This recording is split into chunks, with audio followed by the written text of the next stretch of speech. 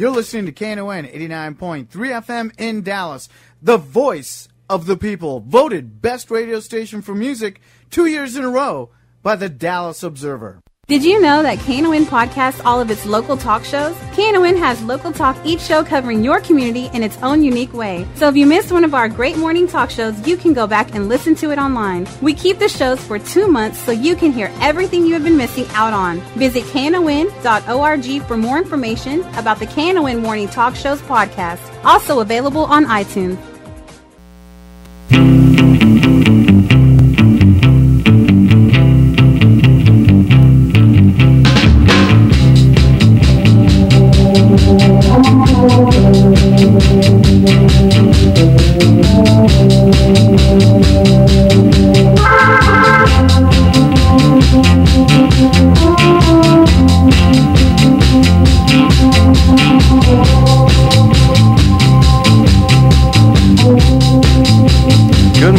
Good morning. It's the Workers Beat.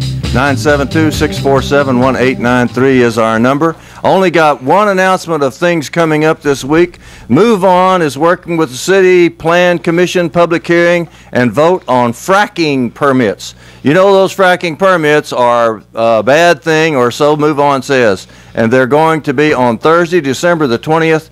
Press conference at 12:30 p.m., public hearing at 1:30 p.m. at the Dallas City Hall, City Council Chambers, 6th floor, 1500 Marilla Street, Dallas, Texas. The press conference will be held in the plaza in front of City Hall, and so that's at 12:30 in downtown Dallas. That's the only announcement I have for the whole week. Bonnie, Mathias, you got anything? That's the thing that's on Wednesday? It's on Thursday. Okay, December Thursday. the 20th. That 20th, right. Mm-hmm. Wow.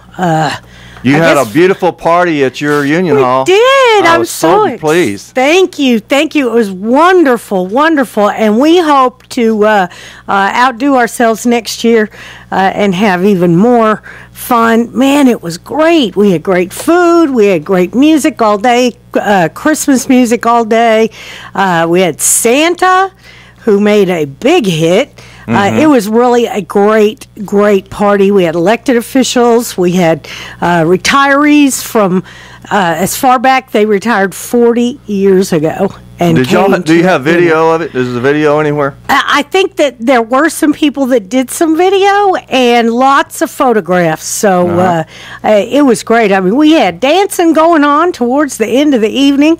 And our DJ said that you can always tell a successful party when people don't want to go home.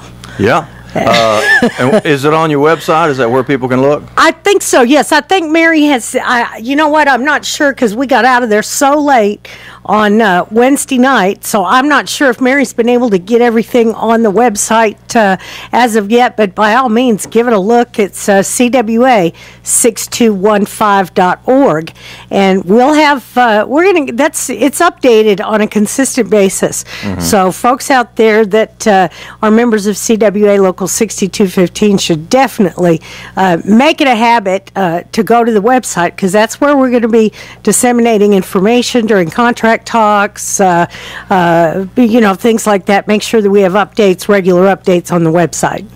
If you look at the UAW 848 website, you'll have to Google UAW 848. You'll find the video on our children's Christmas party. So I made that video, and there's also another one for the children's Halloween party on UAW 848. This week in Michigan became the country's 24th so-called right-to-work state. I call it right to scab, but they call it right to work. Right to work for less. Right to work for less money. But more than 12,000 protesters didn't let the misleadingly named legislation pass quietly. That's right. Communication workers and auto workers and activists joined the workers pouring into the streets and flooding the state capitol in what the Detroit Free Press is calling, quote, the largest public protest the seat of state government has ever seen. Man. Why are they enacting these so-called right-to-work laws, the right-to-scab laws? The gap between United States capital income and labor income hasn't been this great since before the New Deal, so why widen it even more? Why drive down wages even more? The answer is that in Lansing, Michigan, no less than in Beijing, China, the answer is political. The Republicans who took control of the Michigan State House in 2010 understand that Democrats' foot soldiers come disproportionately from labor.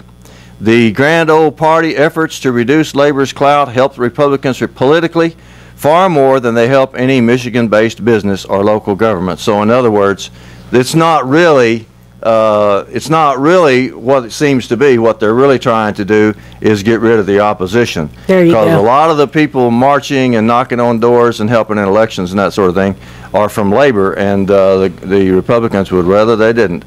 But congratulations to President Obama, who said he denounced the proposed so-called right-to-work law in Michigan, saying that what the proposal really does is, quote from the president, give you the right to work for less money. Yep, sure does.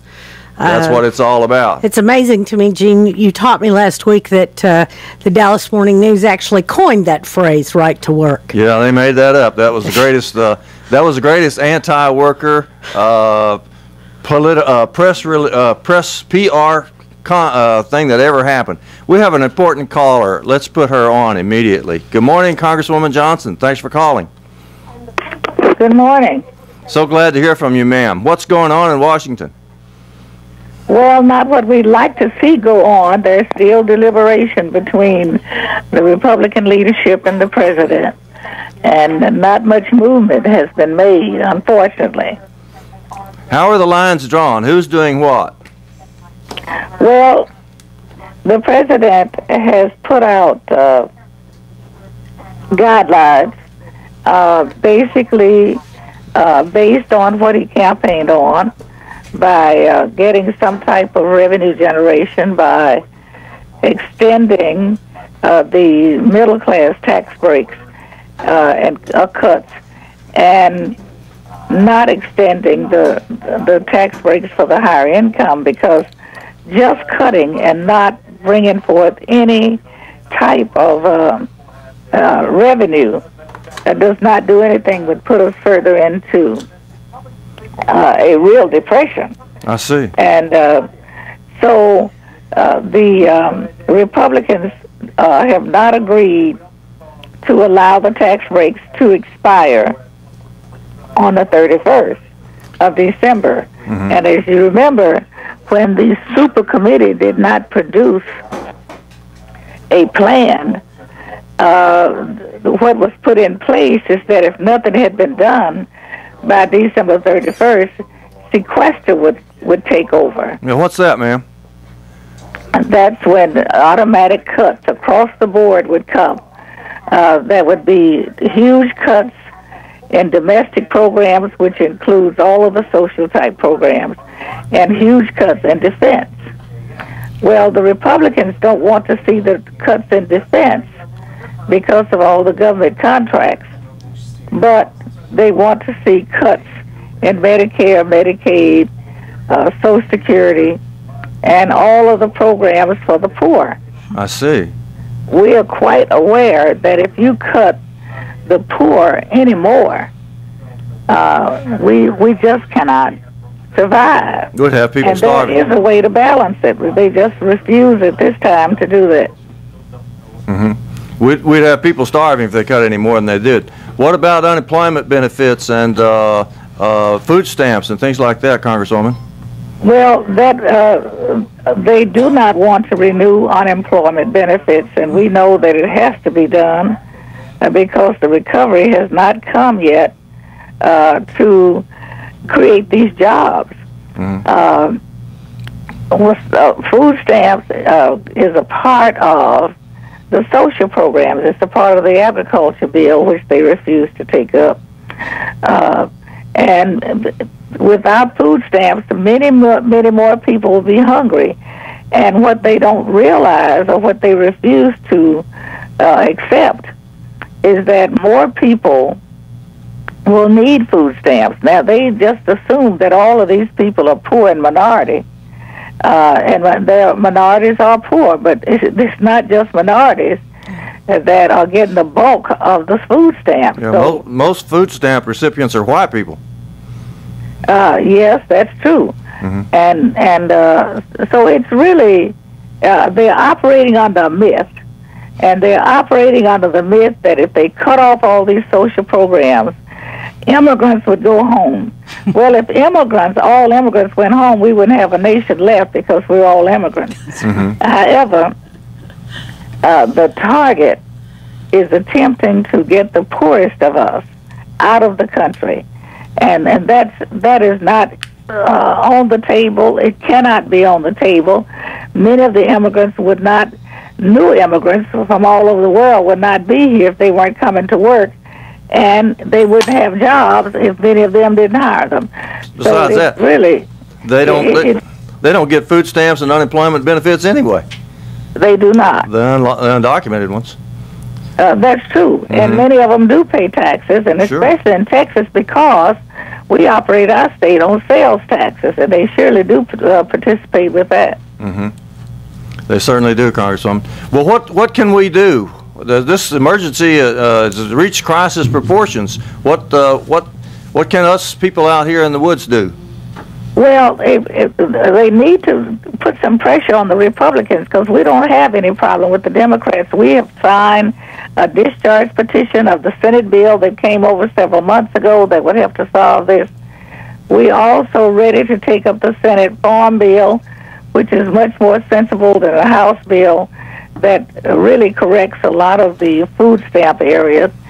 They're just not the same attitude they had before the election, is to do anything that make the president look bad, do anything to defeat the president, continues after the election. And that's one of the things that we have failed to understand, is why the battle is still against the president, to try to make him look bad as the president after the election. When he already beat him. That's right. That's right. Well, Congresswoman, we certainly want to get behind you on this. Your leadership has meant the world to us out here in North Texas. And I was asked by Reverend Barnett as he was leaving a while ago, he said, if you get a chance to talk to Congresswoman, be sure and ask her about Michigan, what that means. Well, you know, with Michigan, to me, that is just another part of this old Southern strategy to interfere with the Democratic vote.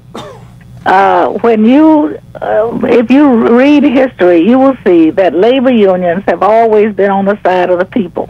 Without unions, we would not have had a middle class, because they negotiated the salaries and the protection of workers.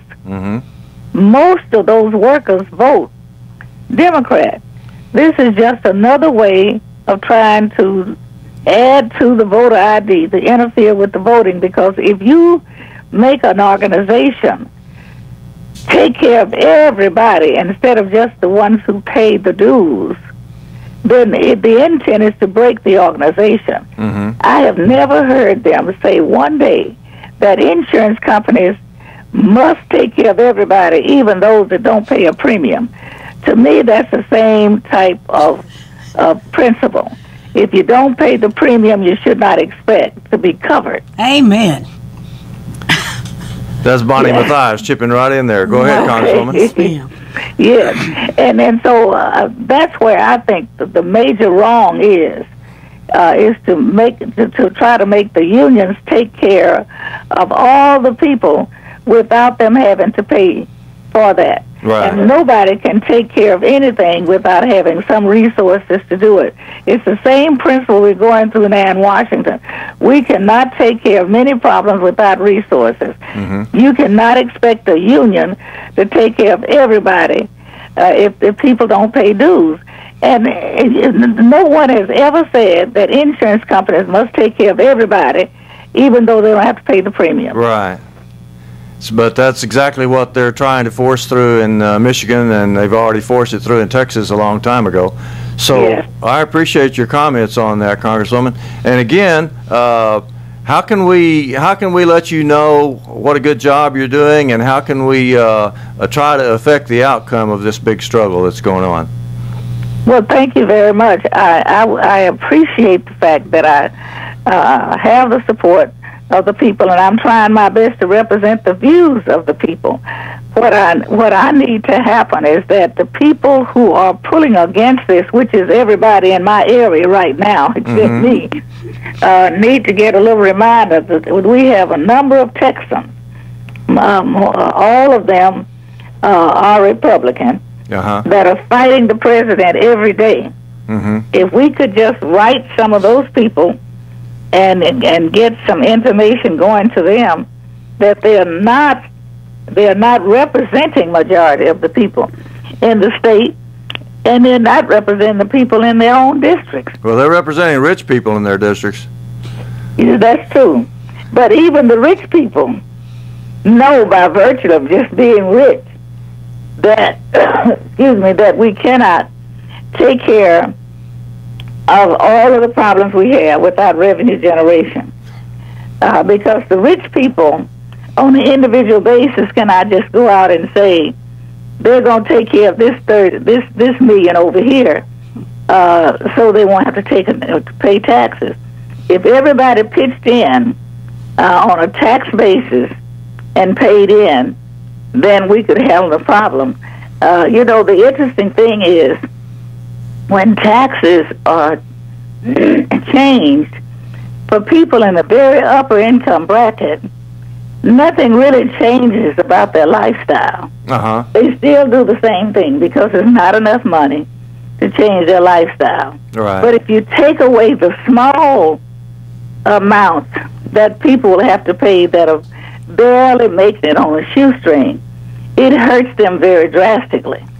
And with unemployment compensation, people can't take care of themselves without some type of help. If you're out of a job and you have nothing coming in, you cannot pay your bills, you cannot pay your mortgage, you cannot pay for gas to go look for a job. And so it stands to reason that we as a nation, built upon our own Constitution, should extend a hand of brotherhood. Congresswoman Johnson, I've had people say on television that it's already too late. In other words, that if the president and the House Majority Leader, or the House Speaker of the House, reach a conclusion that there's not time to get something passed before the end of the session. Could you comment on that? Well, you know what? The majority makes the rules. And I've seen rules changed anytime they get ready. Changes that nobody even supports to mount anything, but they got the votes and they've got people that's going to move in orchestration with them. We can get it done if we go ahead and get it done. I think there are people, and most especially those who are still there to the end of this term who are defeated, are very angry, still hate the president, and still think that if they hold off from the president, it'll hurt him. It hadn't crossed their minds that it won't hurt the president. It'll hurt all the people. It'll hurt America. It'll hurt our financial stability in the world if we don't take care of this problem. So there is time, and we should be fighting on. Don't give up. We cannot ever give up. Well, that's great. Congresswoman, I want to congratulate you, too, on helping. The last time I saw you was downtown at a rally. Some workers were rallying down at the DART station, and you were down there with the new congressman-elect in my district, and I was just so proud of you for coming out in the bad weather that we had that day and standing with the workers. Well, thank you very much. I'm from a working family, and as long as I can see my way, and I think that'll be as long as I stand, I'll be standing for the working people. And you've always stood for the veterans, too, I know, Congresswoman, and the older people. Well, how is all this business going to hurt or help older people and veterans? Well, first of all, we have more veterans coming home now than ever before in history because we've had so many more people and so many long wars. And our veterans are coming back to no jobs, no way to keep themselves in shelter. And so we have a larger problem with our veterans, and we cannot, all of the history of this country, we have said if you give up your life, the prospect of not returning to defend your country, when you do return, we will make sure that you have the basics. The basics include shelter and a way to make a living. Right. And so we need to keep our promise to the veterans on that. With our older people, ironically, we would not have a Social Security fund, we would not have Medicare funds if the older people had not worked and paid into this fund over the years. Right. And it is clear that people are living longer and things are costing more, but we still have a commitment. If we take these people's money and put it in this fund, they ought to be the first we think about when the time comes when they need it back. It's not, I can't say it's altogether easy, but it's altogether possible when you balance the responsibilities among those who have. It is possible to keep Medicare balanced and funded, and certainly I don't even know why we're talking about Social Security. Social Security funds itself because everybody who's working legitimately pays into the Social Security fund. Many get the benefit of it when the time comes, and many don't. And some have to get it a little bit before that time comes. But that's what it is, Social Security. That means that everybody pays in for those who need it. And so Social Security not only has paid for itself, we keep taking money out of Social Security to pay for everything else. So we tried a lockbox when I first went to Congress that we were not going to take the funds out of Social Security and pay for other things. That's never worked. We're still doing the same thing we've done all the time. Congresswoman, is it true that the Republicans want to raise the retirement age and make people work longer? Yes, they do. They just want an arbitrary age, and I'm saying there might be some professions where you can shift the age, but it should not be across the board because many of our workers work on jobs where they cannot work longer because of the health risk. Because the knees give out. That's right. The miners, the people who are on their feet all the time, the outside workers, pilots who have a change in their hearing and sight after so long, law enforcement people that are under stress every time they go out, all of the first responders. So you can't just put an arbitrary increase in age. You have to think about it. Now, maybe some of the people with office jobs might be able to work a little longer. I've worked far past Social Security retirement age, but I wouldn't say that we could just say everybody must do it. Well, that is what they're saying, though, is it not? That's what they want to do.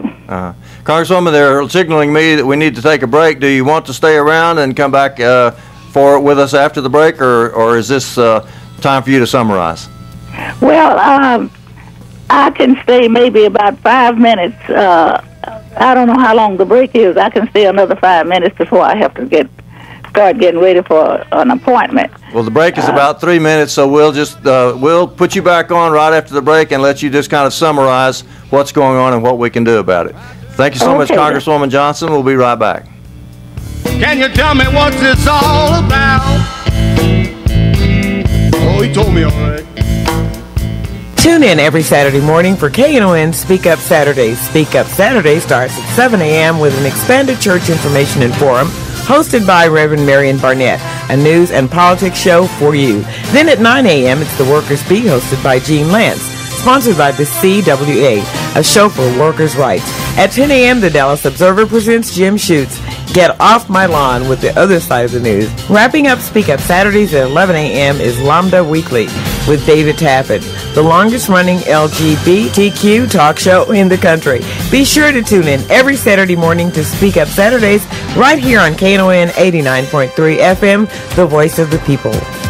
If you enjoy listening to KNON, why not join us as part of the KNON Community Advisory Board? This is a great opportunity to offer your voice to the voice of the people. Our Community Advisory Board provides comments and suggestions to KNON's Board of Directors about KNON programming decisions, community service, and policies. The role of the Community Advisory Board is solely advisory. This board meets 4 times a year on the second Tuesday of January, April, July, and October. The next meeting is January 8th, 2013 at KNON. Meetings are open to the public. If you're interested, please go to knon.org and scroll down through our events or call 214-237-3003 for more information. Deadline for applications is Monday, December 17th.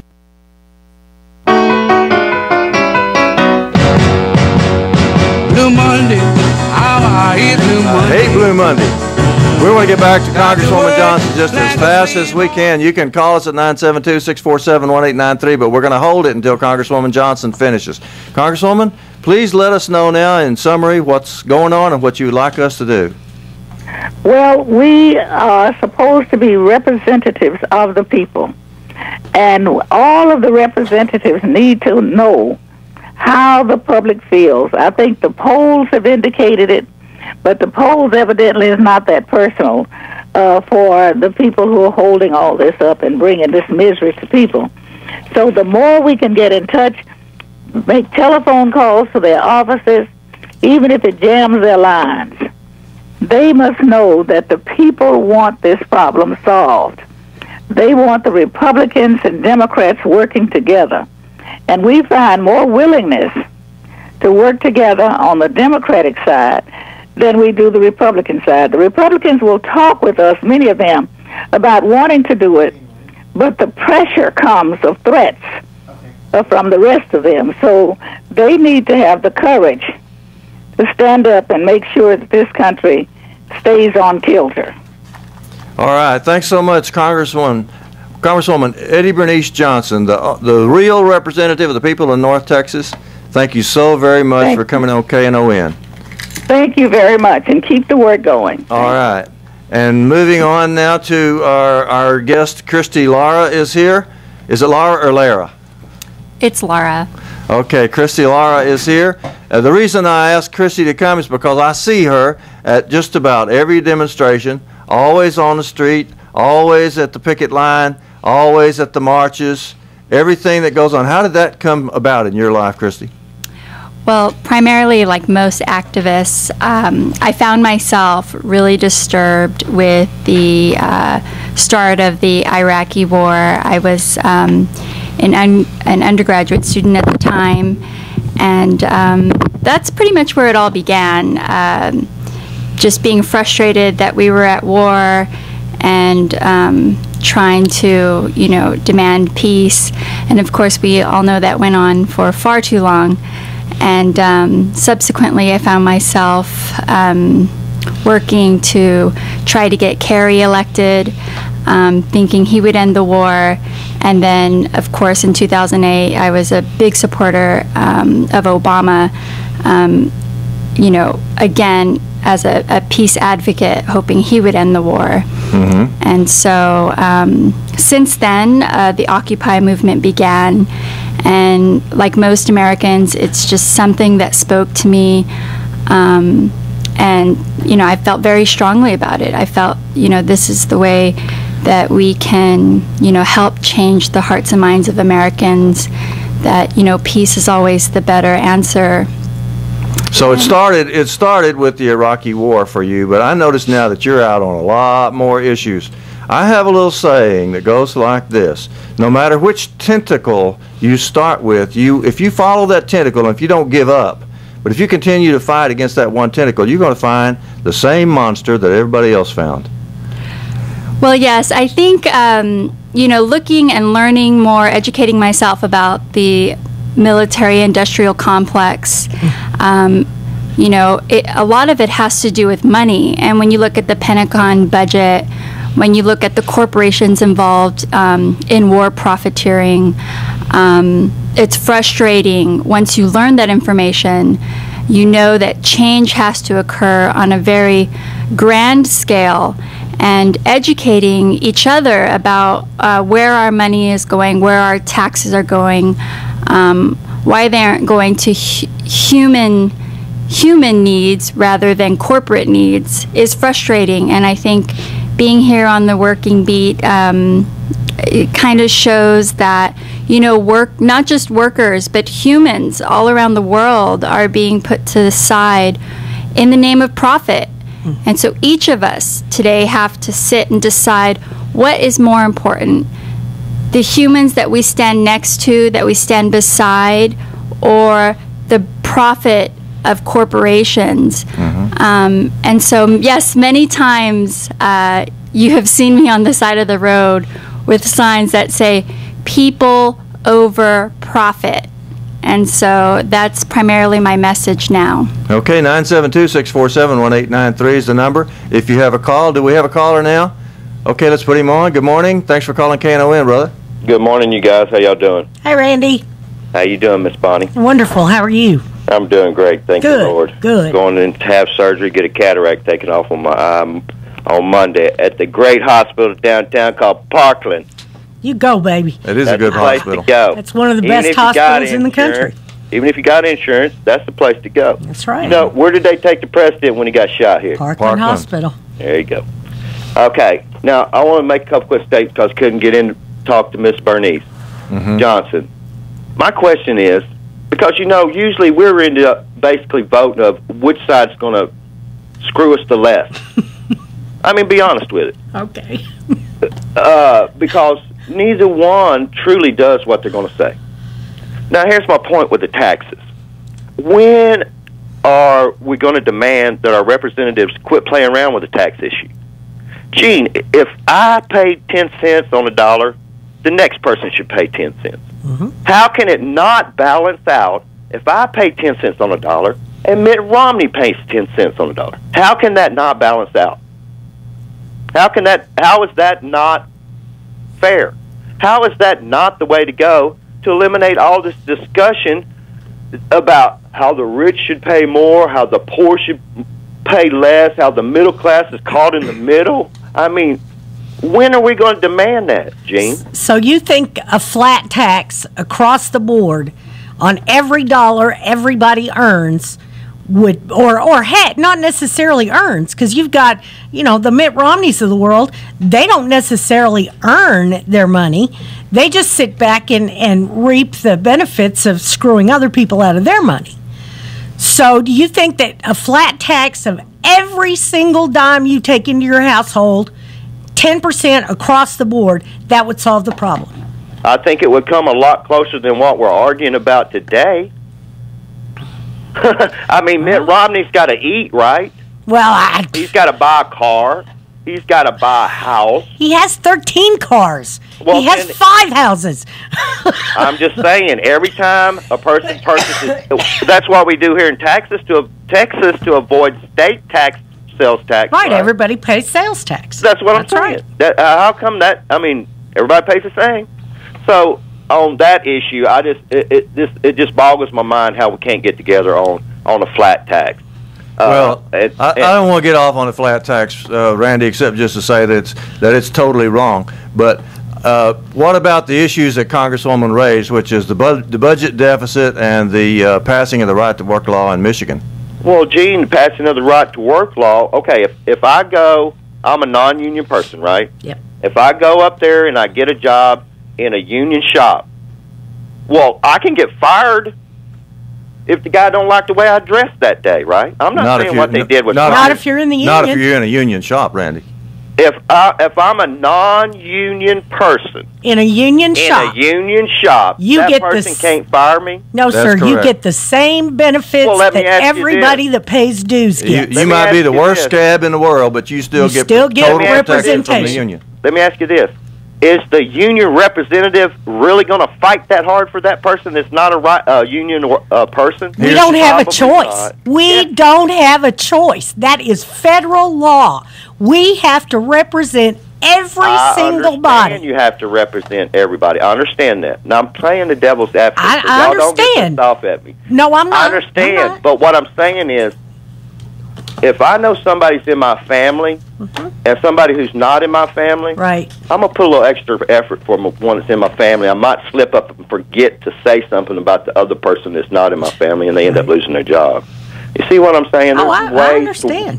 Ways that person's going to realize, hey, you know what? Maybe I do need to join the union because I had to give up $3 on my wages or something happened that wouldn't happen if I was a signed up union. Okay, that's good, and I appreciate it very much, Randy. It's absolutely true that the right to work law is going to hurt the unions, and that's the reason that they passed it. 972-647-1893 is the number if you have a call, if you have a question or a comment. Now, Krish Lara, we've been talking to you about how you got started and what you're doing now. What kind of organizations have you worked with, and what kind of causes have you worked on? Well, primarily here in Dallas locally, I've been an active member of Occupy. I've visited Occupy Wall Street in New York City. Of course, I've been an active participant with Code Pink, which is Women for Peace, here in Dallas, as well as in Denver.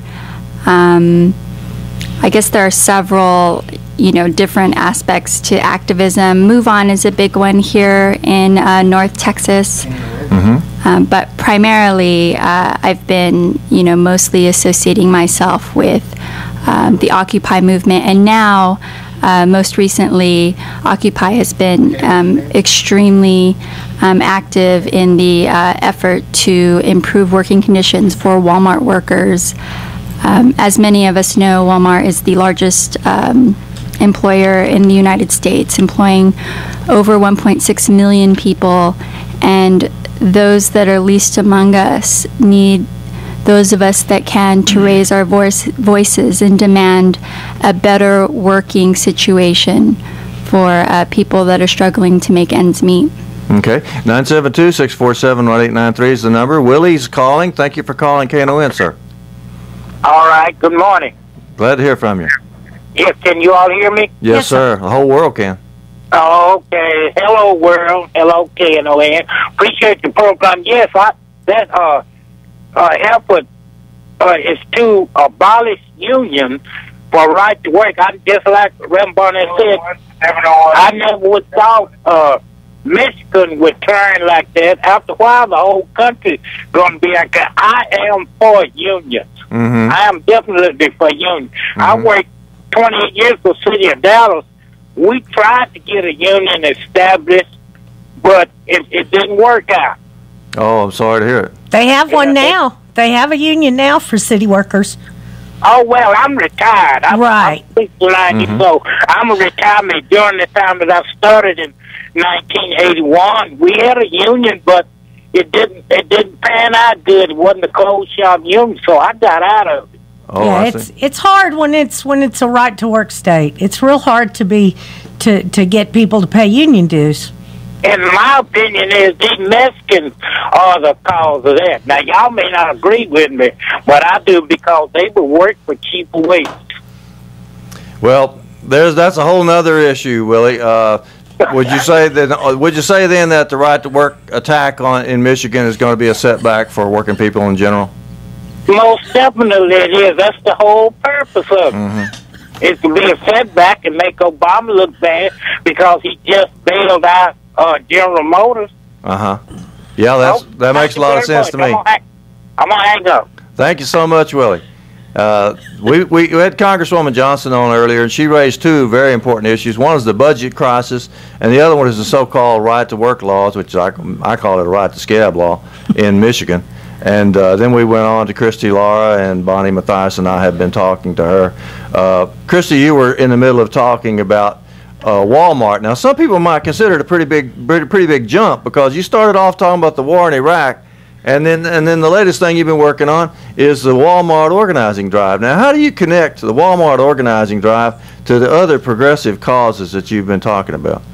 I think the bottom line for all of the choices that we make in our modern society at this point have to do with money. So if I choose to buy with my tax dollars, bombs and missiles and AK-47s, or do I provide a quality of life for workers in America? I think the question we need to ask each other is, where do we want our tax dollars to go? Do we want them to help each other to live better lives, or do we want to continue funding missiles and bombs? And, do we really need more helicopters? And, President Obama had a great discussion this past election campaign, and he said that, there are fewer muskets as well in the military. So it's fewer horses and fewer bayonets. Yes, that's what it was. So it's just a matter of where we are going to in our modern society. encourage, human growth and prosperity, not just here in our nation, but worldwide. Okay, 972-647-1893 is the number if you have a comment or a question. Let's put John on. Thanks so much for calling KNON, John. Good morning, Gene. I've had very interesting listening to your discussions today. I just want to say as a counterpoint to what the gentleman before that last lady said, Hispanics, come here to take less is because that's all what we have as the lowest paying jobs is much better than where they come from. Even the jobs that our wonderful job creators here are sending to Mexico pay pennies on the dollar compared to what we make here. Mm-hmm. And it's just a matter of the education. I mean, once they get up here and they learn, they become very stalwart members of the union. I have several Hispanics in my shop that where I work is, and they support the union as strongly as anybody. Sure. It's just a matter of them getting up here and finding out what's going on and what they can do for themselves, and the fact that they can stand up for themselves if they have a union. Do the Mexican Americans even take union office and take the union real seriously? Very seriously. In fact, the top two officers of our local, 848 in Grand Prairie, are Hispanic, Romeo Munoz and Pete Jimenez. Mm-hmm. They're two fine union people that are working for the benefit of everybody, not just Hispanics. They're working for the Caucasians. They're working for blacks. They're working for Asians. They're working for anybody that's got the common goal of, making more for their families and themselves. John, is your local union involved in politics as well as just defending the workers on the job? We're very involved in politics, and in fact, it's a divisive issue because as the more people you have, the more different opinions on how you want things done. Mm-hmm. For say what the last lady was talking about, the defense cuts. Uh-huh. That's why a predominant number of people in my local are Republicans, because they're afraid that the Democrats are going to cut their jobs. Uh-huh. The problem is, when I first hired on out there, it was a Democrat in office, and when I got laid off, it was a Republican in office. Mm-hmm. So it's just a matter of the economy, of what the defense is at. We have to have a defense, but we don't have to have so much defense that all the other aspects of our culture and our country are neglected. We need jobs for everybody, which, the defense does create jobs, which is why the Republicans don't want to cut them, because they know there's a lot of high-earning people out there that if they lost their defense job would probably quickly go back to their Democratic Party, which they just don't realize, they're affiliated with. You got everybody here on your side, John, but we have to take a break. Be right back. For some unspoken belief, heard the story, John Henry Brown. Recycle Revolution is a local recycling collection service and community drop-off center.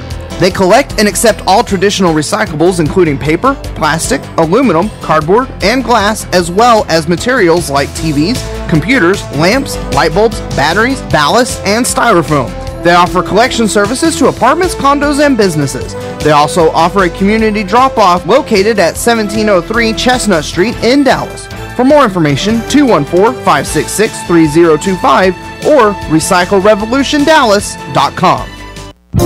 Don't be a Scrooge. Give the blues to the music lover on your list. KNON has the perfect CD or LP for you. Texas Blues Radio, Volume 5. Texas Blues Radio, Volume 5 features acoustic blues, instrumental blues, party songs, somebody done somebody wrong songs. Baby Got a Good Thing songs, six-pack and double-back songs. Gumbo, jive, T-bone, and hip-shaking songs from a fine selection of great Texas blues artists. So do right by the blues and give some Texas blues this year. Texas Blues Radio, Volume 5 CD is available at KNON.org, Forever Young Records in Grand Prairie, Record Town in Fort Worth, and in Dallas at Bill's Records and Rewind Music. Download a copy at cdbaby.com. The LP is only available at Forever Young Records. All proceeds are a gift to KNON.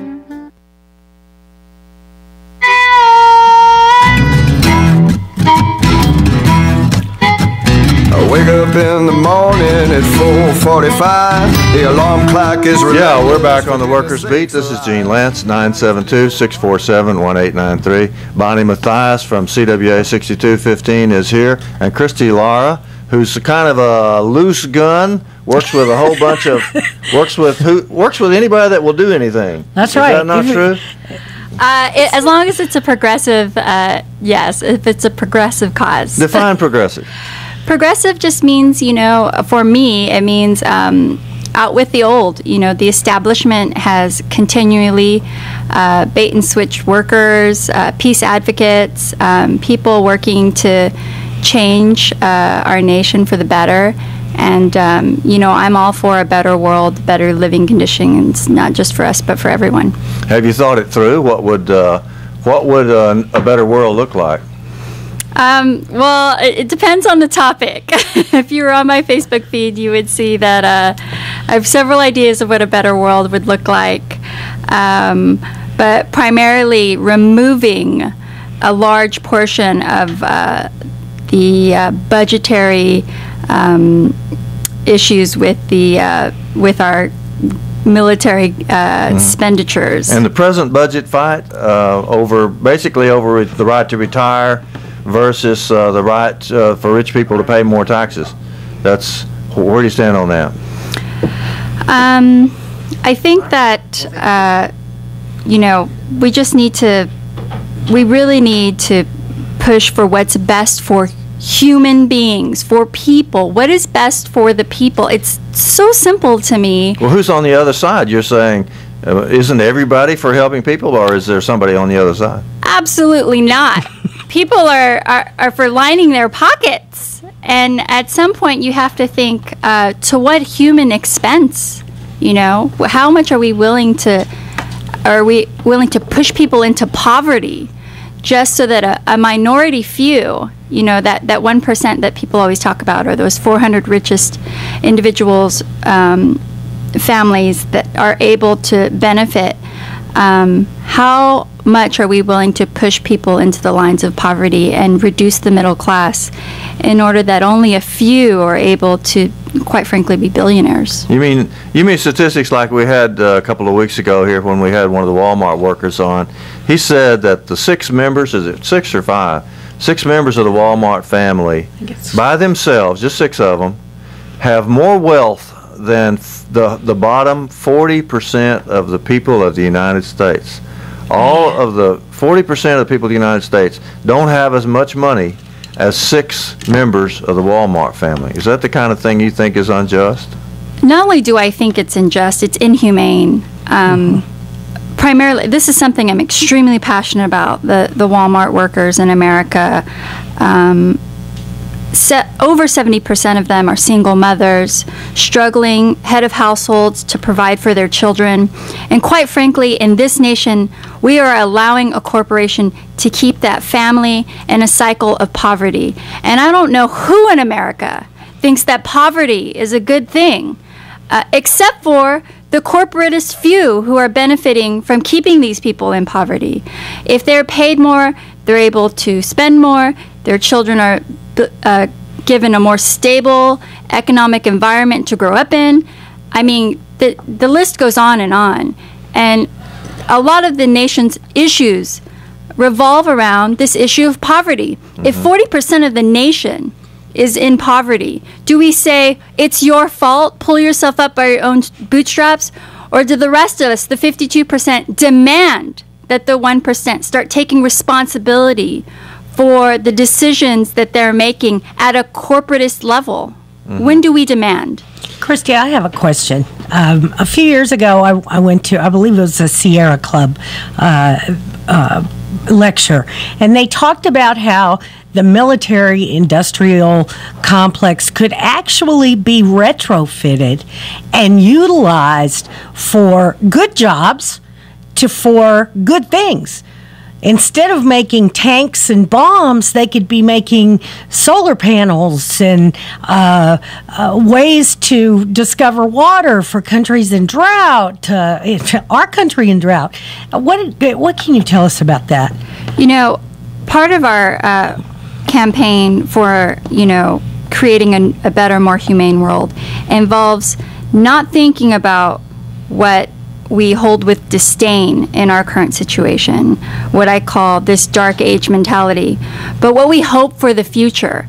And so beginning to think, if we didn't put our money into these into this dark age mentality, and we began taking that money and creating a new more enlightened world, what would that look like for us?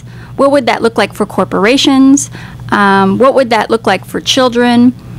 You know, changing our scope and our actions as well as our consciousness involving these issues is, you know, it can be empowering. It can also be frustrating, but I encourage anyone who's ready to see a new world, we invite you out. You know, visit your local Occupy in North Texas. Visit your local progressive groups, your local Move On. Start an Occupy. Start a Move On chapter. Start beginning discussion so that we can educate each other and start changing this world. We all know something is really wrong with the direction that we're in. And it's going to take all of us, every single one of us, to change that direction. And I encourage each and every one of you to begin those steps. 972-647-1893. You were talking, Christy, about poverty. I don't know if you know that Walmart workers, a lot of them qualify for poverty, and a lot of them qualify for tax subsidies because of poverty. And something worse that Walmart has come up with is making it very, very hard to get benefits when they get injured on the job. Attorney Rick Levy of the Texas AFL-CIO points out that because of recent rulings from the Texas Supreme Court, not only can Walmart make it very, very hard for you to get benefits, but they can fire you for trying to get them, according to Attorney Rick Levy. So that's how bad the Texas Supreme Court is. I want to get in some CWA news here, too. Communication Workers of America has been very good to KNON and to the Workers Beat program, and they're doing some great things. On December the 19th, the members of the Communication Workers and other groups, including the Sierra Club, the Auto Workers, Common Cause, NAACP, the AFL-CIO, and more, they will be calling on their senators, this is December 19th, for a reminder and instructions on how to participate in the call-in. You text FIXIT, F-I-X-I-T, which is 69866. End the filibuster on the motion to proceed.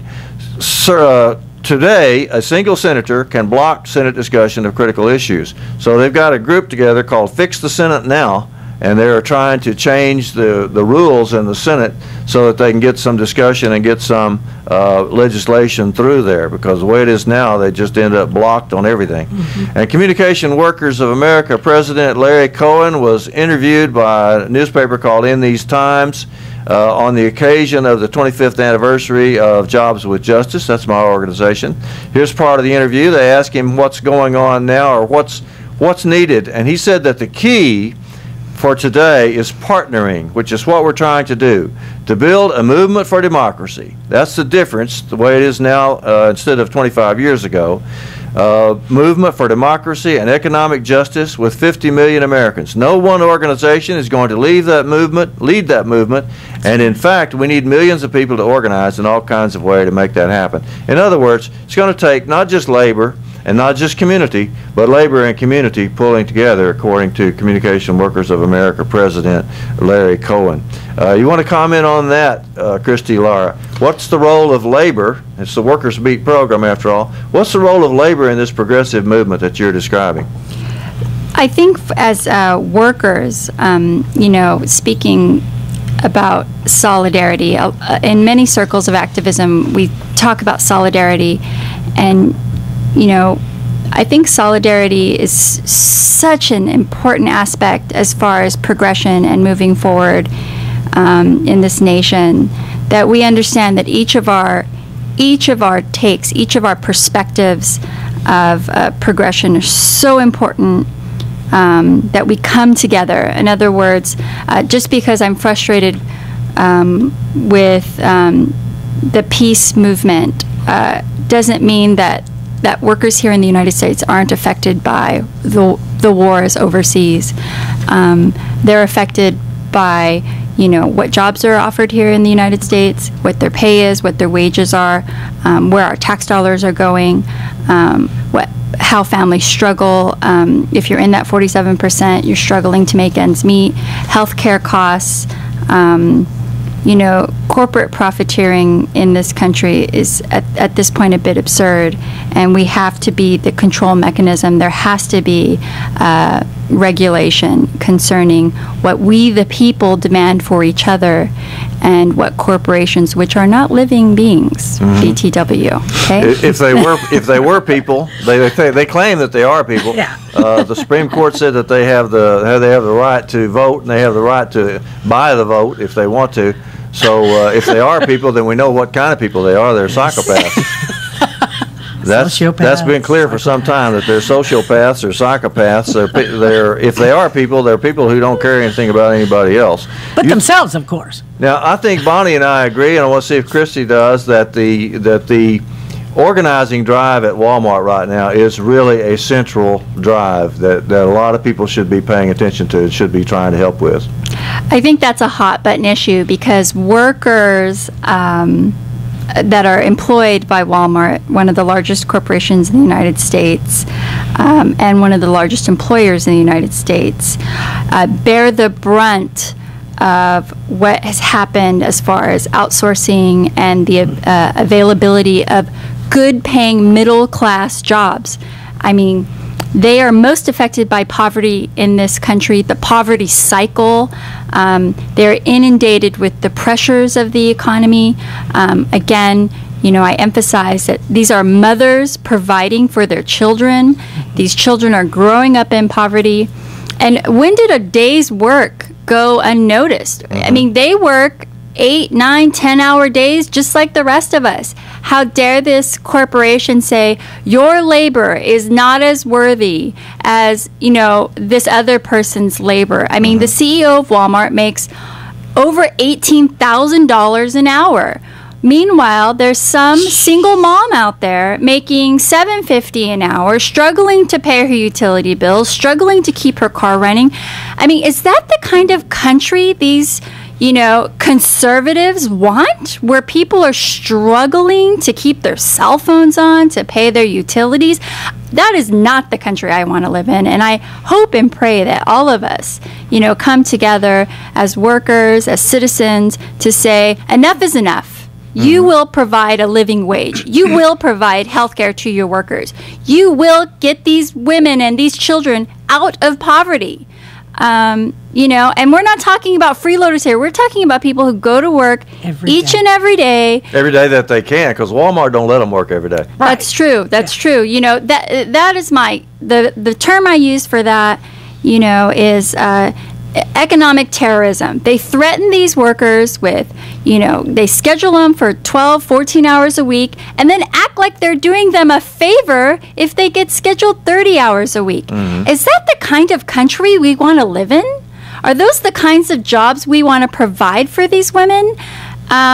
And these children that have to grow up in these situations? I don't think so. I hope that each of us demand a better country, a better nation. One little move that I think might be some help is I'm asking people to start making videos of themselves and their friends and other people. And in the video, they identify themselves by name and title, if they have any title, and then say that they're in support of the Walmart workers and their right to organize. And I've collected about 20 of those just since Wednesday night. And I'm really happy to announce that one of the judges of Dallas County, Judge Don Adams, made such a video, and one of the new the county commissioner-elect, Teresa Daniels, made a video like that. Awesome. And of course, and a lot of ordinary people and union officers. It's easy to get union officers, but just people off the street. And I made one of Krish Lara, for example, saying that they support the right of workers, of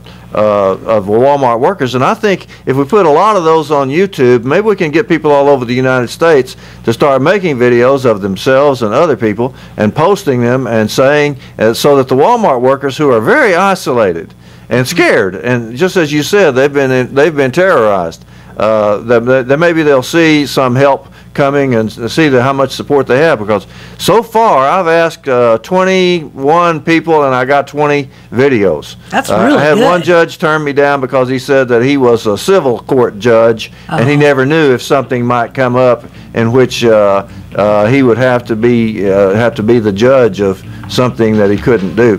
But he was all for us. He just that's understandable. he just didn't want to say so on video. 972-647-1893 is the number, but I think we're running out of time. In fact, we got to get out of the way. Brother Schutz is coming. Get off my lawn, and we look forward to that. Thank you, Christy. Thank you so much for coming in today. You're awesome. Thank you. See you guys next week. You're listening to KNON 89.3 FM in Dallas, the voice of the people, voted best radio station for music 2 years in a row by the Dallas Observer. Did you know that KNON podcasts all of its local talk shows? KNON has local talk, each show covering your community in its own unique way. So if you missed one of our great morning talk shows, you can go back and listen to it online. We keep the shows for 2 months so you can hear everything you have been missing out on. Visit KNON.org for more information about the KNON Morning Talk Shows podcast, also available on iTunes.